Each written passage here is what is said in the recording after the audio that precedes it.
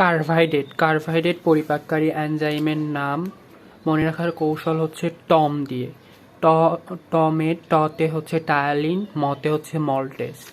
Protein পরিপাককারী এনজাইমের নাম মনে রাখার টেকনিক হচ্ছে চেরিনের পেপসি। এখানে হচ্ছে বুর্কজ জয়কারে যেতে হচ্ছে জেলিটিনেজ, রতে রেনিন, পতে পেপসিন। লিপিড পরিপাককারী এনজাইম হচ্ছে লাইপেজ এবং অঙ্গাশয় রসের প্রোটিন পরিপাককারী এনজাইম হচ্ছে ট্রিপসিন, কাইমোট্রিপসিন, কার্বক্সিলি পেপটাইডেস। তারপর হচ্ছে গ্লাইকোজেনেসিস হচ্ছে গ্লুকোজ থেকে গ্লাইকোজেন তৈরির হচ্ছে প্রক্রিয়া।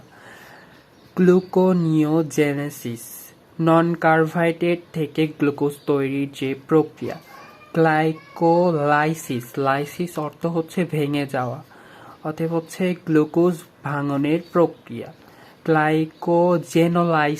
লাইসিস মানে ভাঙা, অতএব হচ্ছে গ্লাইকোজেন ভেঙে গ্লুকোজ তৈরির যে প্রক্রিয়া। এখানে হচ্ছে কোষ নিঃসৃত হরমোন এবং এদের কাজ। আলফা কোষ এইগুলা থাকে হচ্ছে অঙ্গাশয়।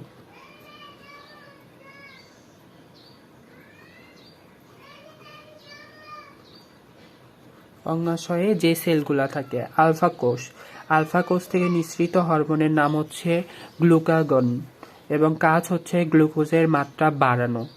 এবং বিটা কোষের কাজ হচ্ছে মনে রাখার কৌশল হচ্ছে ইনকাম, রসইতে হচ্ছে ইনসুলিন আর কতে হচ্ছে কমাই, হচ্ছে গ্লুকোজের মাত্রা কমায়।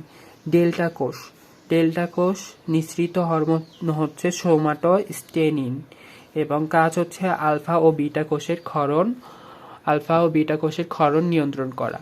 এবং হচ্ছে পিপি কোষ হচ্ছে প্যানক্রিয়াটিক পলিপেপটাইড হরমোন নিঃসৃত করে এবং কাজ হচ্ছে অঙ্গাশয় রস ক্ষরণে বাধা দেয়।